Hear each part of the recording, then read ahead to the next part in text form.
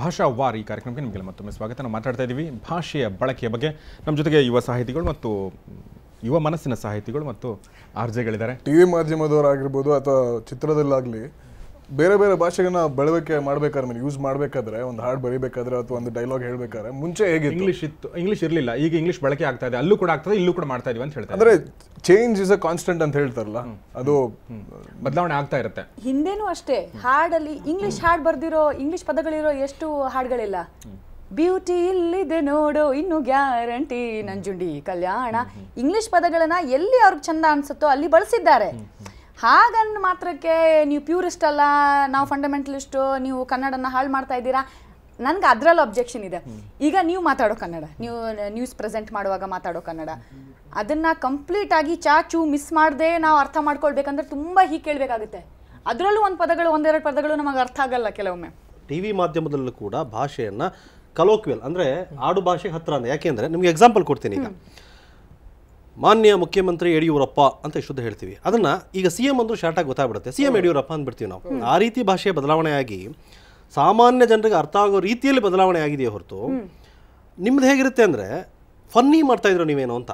ಭಾಷೆನ ಕೆಲವ್ರಿಗೆ ಏನು ಅನಿಸ್ತಾ ಇದೆ, it's not my objection, total objection ಇರೋದು ನೀವೊಂದು ತಮಾಷೆ ಮಾಡ್ತಾ ಇದ್ದೀರೇನೋ ಅಂತ, ನಿಮ್ಗೆ ಎಲ್ಲವೂ ತಮಾಷೆಯಾಗಿ ಕಾಣಿಸ್ತಾ ಇದೆ. ಈಗ ನೋಡಿ, ನೀವು ಪ್ರೆಸೆಂಟ್ ಮಾಡುವಾಗ, ನೀವು ಮಾತಾಡುವಾಗ ನಿಮ್ಮ ಉದ್ದೇಶ ಏನಿರುತ್ತೆ ಹೇಳಿ? ಇನ್ಫಾರ್ಮೇಶನ್ ಕನ್ವೆ ಮಾಡೋದು. ಇದು ನಮ್ಮ ಹತ್ರ ಇದೆ, ಇದು ಫ್ಯಾಕ್ಟ್ಸ್, ಇದನ್ನ ಜನರಿಗೆ ತಿಳಿಸ್ಬೇಕು ಅಂತ. ನನ್ನ ಕಾರ್ಯಕ್ರಮ ನಡೆಸ್ಕೊಡುವಾಗ ನನ್ನ ಶೋ ಲಕ್ಷಾಂತರ ಜನ ಕೇಳ್ತಿರ್ಬೋದು, ಆದರೆ ನೀವು ಕಿವಿಯಲ್ಲಿ ಇಯರ್ಫೋನ್ ಹಾಕೊಂಡು ನನ್ನ ಶೋ ಕೇಳ್ತಿರುವಾಗ ನೀವು ನನ್ನ ಆತ್ಮೀಯ ಗೆಳೆಯ, ನೀವು ನನ್ನ ಕ್ಲೋಸ್ ಫ್ರೆಂಡ್. ನಾನು ನಿಮ್ಮ ಜೊತೆ ಶೇರ್ ಮಾಡ್ತಿರೋದೇನು ಫ್ಯಾಕ್ಟ್ ಆಗಲಿ ಇನ್ಫಾರ್ಮೇಷನ್ ಇರ್ಬೋದು, ಆದರೆ ನನ್ನ ಅನಿಸಿಕೆಗಳನ್ನು, ನಾನು ನೆನ್ನೆ ಬಾಸ್ ಪಿಕ್ಚರ್ ನೋಡಿದೆ, ನನಗೆ ಹೀಗೆ ಅನಿಸ್ತು.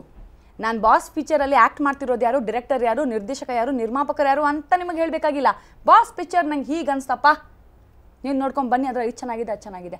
ಸೊ ನಿಮ್ಮ ವ್ಯೂವರ್ಸ್ ಜೊತೆ, ನಿಮ್ಮ ವೀಕ್ಷಕರ ಜೊತೆ, ನನ್ನ ಕೇಳುಗರ ಜೊತೆ ನಮ್ಮಿಬ್ಬರ ಸಂಬಂಧ ತುಂಬ ಡಿಫ್ರೆಂಟ್ ಇದೆ. ಓಕೆ, ನೀವು ಯಾಕೆ ನಿಮ್ಮ ಕೇಳುಗರಿಗೆ ನಿಮ್ಮ ಹೆಸರನ್ನೇ ಪದೇ ಪದೇ ಹೇಳ್ತಿರ್ತೀರ? ಅದು ಒಂದು ಫಾರ್ಮ್ಯಾಟ್ ಇದೆ. ನೀವು ಕೇಳ್ತಿರೋದು ಸುವರ್ಣ ನ್ಯೂಸ್ ಅಂತ ನೀವು ಹೇಳ್ದೆ ಒಂದು ಲಿಂಕ್ ಕ್ಲೋಸ್ ಮಾಡಕ್ಕಾಗತ್ತಾ? ಆಫ್ ಕೋರ್ಸ್ ಮಾಡ್ಲೇಬೇಕು. ಅದಲ್ದೇನು ಈಗ ನೋಡಿ, ಹಿಂದೆ ಇಲ್ಲ ಒಂದೇ ನಿಮಿಷ, ಅರ್ಧ ಗಂಟೆ ನ್ಯೂಸ್ ಬುಲೆಟಿನ್ ಇದೆ ಅಂತ ತಿಳ್ಕೊಳ್ಳಿ. ಅರ್ಧ ಗಂಟೆಯಲ್ಲಿ ನಾವು 2 ಸಲ ಮಾತ್ರ ಹೇಳ್ತೀವಿ ಸುವರ್ಣ ನ್ಯೂಸ್ಗೆ ಸ್ವಾಗತ, ನೋಡ್ತಾರಿ ಸುವರ್ಣ ನ್ಯೂಸ್, ಅಷ್ಟೇ ಮುಗಿತಲ್ಗೆ. ಆಮೇಲೆ ನಮ್ಮ ಹೆಸರು ಒಂದ್ಸಲ ಮಾತ್ರ ಬರುತ್ತೆ. ನೀವು ಅರ್ಧ ಗಂಟೆಲಿ ಸುಮಾರು ಒಂದು 20 ಸಲ ಆದ್ರೂ ಹೇಳ್ತೀರಿ. ಹೌದು, ಯಾಕಂದ್ರೆ ನಿಮ್ಮ ಹತ್ರ ಆಡಿಯೋ ಪ್ಲಸ್ ವಿಡಿಯೋ ಇದೆ, ನಮ್ಮ ಹತ್ರ ಇರೋದು ಆಡಿಯೋ ಮಾತ್ರ. ಆಡಿಯೋ ಹೇಳ್ತಾ ಇದೀವಿ ಅಂತ ಅದು ಓಕೆ ಪರವಾಗಿಲ್ಲ. ರಾಕ್ ಸ್ಟಾರ್ ರೋಹಿತ್ ಅಥವಾ ನಿಮ್ಗೇನು ಸಖತ್ ಶ್ರೀ ಶ್ರದ್ಧಾ, ಓಕೆ ಪರವಾಗಿಲ್ಲ. ನಿಮ್ಮ ಹೆಸರು ಅಷ್ಟು ಸಲ ಹೇಳ್ತೀರಾ. ಕನ್ನಡ ಹಾಡುಗಳು ಬರೆದಂತ ಜಯಂತ್ ಕಾಕಿಣಿ, ಯೋಗರಾಜ್ ಭಟ್ರು ಅಥವಾ ಕಲ್ಯಾಣ್, ಅವ್ರ ಹೆಸರುಗಳನ್ನ ಯಾಕೆ ಹೇಳಲ್ಲ ನೀವು? ಅವ್ರ ಹೆಸರು ಪ್ರತಿ ಸಲ ಹೇಳೋದಿಲ್ಲ ಅನ್ನೋದು. ಪ್ರತಿ ಸಲ ನಿಮ್ಮ ಹೆಸರು ಹೇಳ್ಬೋದು, ಅವ್ರ ಹೆಸರು ಹೇಳಕ್ಕೆ ಆಗಲ್ಲ ನಿಮ್ಗೆ? ಇಲ್ಲ, ಯಾಕೆ ಅಂದ್ರೆ ನಮ್ಗೆ ಇವಾಗ ಮಾಡ್ತಿರೋದು business, end of the day ನಮ್ಮ ಇವಾಗ ಟಿವಿ ಮಾಡ್ತಿರೋದು ನೀವು ಹೇಳ್ತಾರದು. ಸೊ ಇವಾಗ ನಿಮ್ಗೆ ಯಾವ್ದೋ ಟಾರ್ಗೆಟ್ಸ್ ಇರುತ್ತೆ, ನಮ್ಗೆ ಯಾವ್ದೋ ಟಾರ್ಗೆಟ್ಸ್ ಇರುತ್ತೆ. ಇಷ್ಟು ಅಡ್ವರ್ಟೈಸ್ಮೆಂಟ್ ಪ್ಲೇ ಮಾಡಬೇಕು, ಇಷ್ಟು ಹಾಡನ್ನ ಪ್ಲೇ ಮಾಡಬೇಕು. ನಾವು ಮಾತಾಡ್ತೀವಲ್ಲ, ಅದು 1 ನಿಮಿಷ 1.5 ನಿಮಿಷ, ಅದು ಕೂಡ ಮುಂಚಿನ ಟೈಮ್ ಇರುತ್ತೆ, ಇಷ್ಟಕ್ಕಿಂತ ಜಾಸ್ತಿ ಮಾತಾಡೋಕ್ಕಾಗಲ್ಲ ಅಂತ. ಸೊ ನಾವು ಒಂದು ಕಾಂಟೆಂಟ್ನ ಕೊಟ್ಮೇಲೆ ಅದು ಟೈಮ್ ಆಗೋಗಿದ್ರೆ ನಾವು ಅಲ್ಲಿ ಹಾಡಿನ ಸಾಹಿತ್ಯ ಆಗಲಿ, ಎಲ್ಲಿ ಶೂಟ್ ಮಾಡಿದ್ದಾರೆ, ಯಾರು ಹೀರೋ ಯಾರು ಹೀರೋಯಿನ್ ಎಲ್ಲ ಕೇಳೋದಿಲ್ಲ. ಯಾಕೆಂದ್ರೆ ಅಲ್ಲಿ ಟೈಮ್ ಇಲ್ಲ ನಮ್ಗೆ. ಹೆಸರು ಹೇಳಕ್ ಮಾತ್ರ ಟೈಮ್ ಇರುತ್ತಾ? ನಿಮ್ಮ ಹೆಸರು ಅದು ಫಾರ್ಮ್ಯಾಟ್ ಏನಕ್ಕೆ ಅಂದ್ರೆ ನೀವು ಟಿವಿ ನೋಡ್ಬೇಕು ಅಲ್ಲ. ಇದು ಪ್ರತಿ ಸಲ ನಾವು ಸಾಹಿತ್ಯರ ಹೆಸರು ಹೇಳಲ್ಲ, ಇಲ್ಲ ಮ್ಯೂಸಿಕ್ ಡೈರೆಕ್ಟರ್ ಯಾರು ಅಂತ ಹೆಸರು ಹೇಳಲ್ಲ ಅಂತ ತಪ್ಪು. ನಾವು ಹೇಳ್ತೀವಿ. ಅದ್ರ ಜೊತೆಗೆ ಇವರನ್ನ ನಾವು ಪ್ರಮೋಟ್ ಮಾಡಿದಷ್ಟು ಯಾರು ಪ್ರಮೋಟ್ ಮಾಡಲ್ಲ. ಕನ್ನಡನ ಕ್ಲೈಮ್ ಮಾಡೋರು ಇವತ್ತು ಕೆಲವರು ಇದ್ದಾರೆ.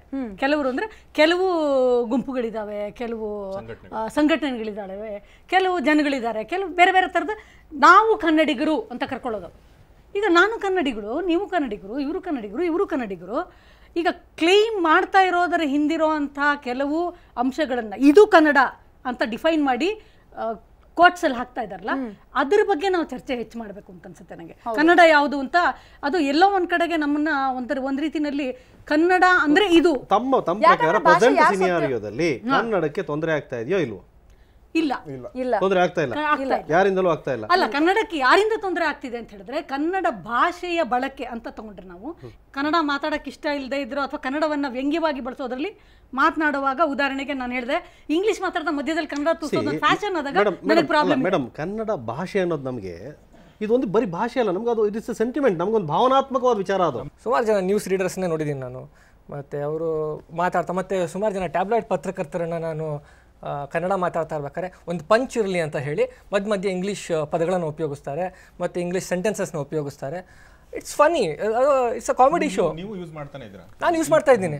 ಅದೇ ನಾನು ಹೇಳ್ತಾ ಇರೋದು ಏನು ಅಂದರೆ ಸಹಜವಾಗಿ ಬರಬೇಕು, ಅದು ಯಾವುದೇ ಆಗಲಿ ಸಹಜವಾಗಿ ಬರಬೇಕು, ಅನ್ಯಾಚುರಲ್ ಆಗಿ ಬರಬಾರ್ದು ಅಂತ. ಅಲ್ಲ ವಿಕ್ರಮ್ ಸಿ ಈ ಇಂಗ್ಲಿಷ್ ಭಾಷೆ ಕೂಡ ಅದೇನು ಇಂಗ್ಲಿಷ್ ಇದೆ ಅಲ್ಲ, ಅದು ಗ್ರೀಕ್ ಲ್ಯಾಟಿನ್ ಅದೆಲ್ಲ ಸೇರ್ಕೊಂಡು ಇಂಗ್ಲಿಷ್ ಆಯ್ತು. ಇಂಗ್ಲಿಷ್ ಅದನ್ನ ಏನ್ ಮಾಡಿ ಸಹ ತಗೊಂಡ್ಬಿಡ್ತು, ಅದು ಇಂಗ್ಲಿಷ್ ಅಂತ ನಾವು ತೀರ್ಮಾನ ಮಾಡಿದ್ವಿ. ಈಗ ಕನ್ನಡ ಭಾಷೆ ಕೂಡ ನಾವು ಈಗ ಇವರೆಲ್ಲ ಮಾತಾಡ್ತಾ ಇದ್ದಾರೆ, ಈಗ ಎಲ್ಲ ಚರ್ಚೆ ಸಬ್ಜೆಕ್ಟ್ ಇಟ್ಕೊಂಡಿದ್ವಿ ನಾವು. ಇದರಿಂದ ನಮ್ಮ ಭಾಷೆಗೆ ತೊಂದರೆ ಆಗ್ತಾ ಇದೆಯಾ ಬೆಳವಣಿಗೆ ಏಳಿಗೆಗೆ? ಈಗ ಕನ್ನಡ ಭಾಷೆ ಅಳಿವಿನಂಚಿನಲ್ಲಿದೆ ಅನ್ನೋ ಒಂದು ವಾದ ಅಂತೂ ಇದೇ ಇದೆಯಾ? ಆ ಕೂಗ್ ಕೇಳ್ತಾ ಇದೆಯಾ ವಿಕ್ರಮ್? ತಾವು ಕೂಡ ಕೇಳಿರ್ಬೋದು. ಭಾಷೆ ಬೇಕಾದಷ್ಟು ವಿಶ್ವದ ಅನೇಕ ಭಾಷೆಗಳು ಅಳದೋಗ್ತಾ ಇದೆ, ಯಾವುದೋ ಅದು ಉಳ್ಕೋತಾ ಇಲ್ಲ ಅಂದರೆ ಬೇರೆ ಬೇರೆ ಭಾಷೆಗಳು ಅದ್ರ ಮೇಲೆ ಬಂದು ನಿಂತ್ಕೋತಾ ಇದೆ, ಅಂದರೆ ಇದು ವೀಕ್ ಆಗ್ತಾ ಇದೆ, ಅದು ಸ್ಟ್ರಾಂಗ್ ಆಗ್ತಾ ಇದೆ ಅಂತೇಳಿ. ಇಲ್ಲೂ ಕೂಡ ಕನ್ನಡ ಭಾಷೆ ವಿರೂಪಗೊಳ್ತಾ ಕನ್ನಡ ಭಾಷೆ ತನ್ನ ಅಸ್ತಿತ್ವ ಕಳ್ಕೊತಾ ಇದೆ ಅಂತ. ಕನ್ನಡ ಅಂದರೆ ನಾನು ಆಗಲೇ ಹೇಳಿದೆ, ಈ ನಮ್ಮ ಭಾಷೆ ಅನ್ನೋದು ಕೇವಲ ನಮ್ಮ ಭಾಷೆ ಅಂದರೆ ಬರೀ ಕಮ್ಯುನಿಕೇಟ್ ಅಷ್ಟೇ ಅಲ್ಲ ನಮ್ಮದು. ಇದ್ರ ಜೊತೆ ನಮ್ಮದು ಫೀಲಿಂಗ್ ಇದೆ, ಸ್ಟ್ರಾಂಗ್ ಗಟ್ ಫೀಲಿಂಗ್ ಇದೆ ನಮ್ಮ ಜೊತೆ, ನಮ್ಮದೊಂದು ಭಾವನಾತ್ಮಕ ವಿಚಾರ. ನೀವೆಲ್ಲೋ ವಿಚಾರ ನೀವು ಹೇಳ್ದಂಗೆ ತಮಿಳ್ನಾಡಲ್ಲಿ ನಿಂತ್ಕೊಂಡು ನಾವಿಬ್ಬರು ಕನ್ನಡ ಮಾತಾಡ್ಕೊಂಡ್ರೆ ಅದು ಫೀಲಿಂಗೇ ಬೇರೆ. ನೀವು ಕನ್ನಡಿಗರ ಅಂದರೆ ನಮ್ಮ ಸೆಂಟಿಮೆಂಟ್ ಇದೆ ಅದರಲ್ಲಿ. ಹಾಗೆ ನಮ್ಮ ಈ ಭಾಷೆಯನ್ನು ಬೇರೆ ಭಾಷೆಗಳು ಸೇರಿಕೊಂಡು ಇದನ್ನು ಶ್ರೀಮಂತಗೊಳಿಸ್ತಾ ಇದೆಯೋ, ಸ್ಟ್ರಾಂಗ್ ಮಾಡ್ತಾ ಇದೆಯೋ, ಅಥವಾ ಇದು ನಮ್ಮಲ್ಲಿ ವೀಕನ್ ಆಗ್ತಾ ಇದೆಯೋ? ಇನ್ನು ಕನ್ನಡ ಭಾಷೆ ಅಂದರೆ ಈಗೇನು ನಾವೆಲ್ಲ ಚರ್ಚೆಯಲ್ಲಿ ಇಟ್ಕೊಂಡಿದ್ದೀವಲ್ಲ ಆ ರೀತಿ ಭಾಷೆ ಉಳ್ಕೊಂಡ್ಬಿಡುತ್ತೋ? ಅಮಿತ್, ಸೊ ಅದಕ್ಕೆ ಆಡ್ ಮಾಡೋದಕ್ಕೆ ಕೇಳ್ತಾ ಇದೀನಿ. ಇವಾಗ ಭಾಷೆನ ಹೇಳ್ಕೊಡ್ಬೇಕಂದ್ರೆ ಹೆಂಗ್ ಹೇಳ್ಕೊಡ್ತೀರಾ? ಕನ್ನಡ ಬೆಳೆಸಿ ಅಂದ್ರೆ ಅದಕ್ಕೆ ನಂಗೆ ಆನ್ಸರ್ ಯಾರು ಕೊಡ್ತಲ್ಲ. ನೀವು ಕನ್ನಡನ ಬೆಳೆಸಿ ಅಂದ್ರೆ ಕನ್ನಡನ ನಾವು ಹಾಳು ಮಾಡ್ತಾ ಇದೀವಿ ಅಂತ ನಾವು ಕೇಳ್ತಾ ಇದೀವಿ. ನಾನು ಹೇಳ್ತೀನಿ, ಈಗ ಕನ್ನಡ ಭಾಷೆ ಬೆಳೆಸೋದಂದ್ರೆ ನನ್ನ ಉದ್ದೇಶ ಒಂದೇ, ಕನ್ನಡ ಗೊತ್ತಿರೋರು ಪ್ರೀತಿಯಿಂದ ಕನ್ನಡ ಮಾತಾಡ್ಬೇಕಂತ. ಕನ್ನಡ ಮಾತಾಡಿದಾಗ ಆ ಭಾಷೆಗೆ ನಾವು ಹೇಗೆ ಕೊಲ್ಲಕ್ ಸಾಧ್ಯ? ಪಾಯಿಂಟ್ ಬಂತು, ನಾ ಪಾಯಿಂಟ್ ಮುಗಿಸ್ತೀನಿ ಗೌರೀಶ್. ಏನು ಅಂದ್ರೆ ಈಗ ಕನ್ನಡ ಭಾಷೆಯಿಂದ ಪ್ರೀತಿಯಿಂದ ಎಲ್ಲರೂ ಮಾತಾಡೋದು ಓಕೆ, ಕಾಮನ್ ಪೀಪಲ್. ಈಗ ನಾವು ಮಾತಾಡ್ತಾ ಇರೋದು ಯಾರು? ಸಾಹಿತಿಗಳಿದ್ದಾರೆ, ಇವ್ರು ಪುಸ್ತಕದ ಮೂಲಕ ಬರಿತಾ ಇದ್ದಾರೆ. ನಾವು ಟಿವಿ ಮಾಧ್ಯಮದಲ್ಲಿ ಮಾತಾಡ್ತಾ ಇದೀವಿ, ನೀವು ರೇಡಿಯೋ ಮಾಧ್ಯಮದಲ್ಲಿ ಮಾತಾಡ್ತಾ ಇದೀವಿ. We are in strong platform ಅಲ್ಲಿ ಇದೀವಿ. ನಾವು ಮಾತಾಡೋದನ್ನ ಬೇರೆ ಲಕ್ಷಾಂತರ ಜನ ನೋಡ್ತಾ ಇದ್ದಾರೆ. ನಾವು ಮಾತಾಡೋದು ಬೇರೆಯವ್ರಿಗೆ ಇನ್ಫ್ಲೂಯೆನ್ಸ್ ಆಗ್ಬೋದು, ಆಗದೇ ಇರ್ಬೋದು, ಅದು ಬೇರೆ ವಿಚಾರ. ಆದ್ರೆ ನಾವಿಲ್ಲಿ ಹಾಳು ಮಾಡ್ತಾ ಇದೀವೋ, ಇದು ನಾವು ಸರಿ ಮಾಡ್ತಾ ಇದೀವೋ, ಬೇರೆಯವ್ರಿಗೆ ಇದರಿಂದ ತೊಂದರೆ ಆಗ್ತಾ ಇದೆಯೋ ಇಲ್ವೋ ನಾವು ಮಾತಾಡ್ತಾ ಇದೀವಿ. ಒಂದೇ ನಿಮಿಷ ದಯವಿಟ್ಟು ಕ್ಷಮಿಸಿ. ಚರ್ಚೆ ಮುಂದುವರಿಸೋಣ ಚಿಕ್ಕದೊಂದು ಬ್ರೇಕ್ ನಂತರ.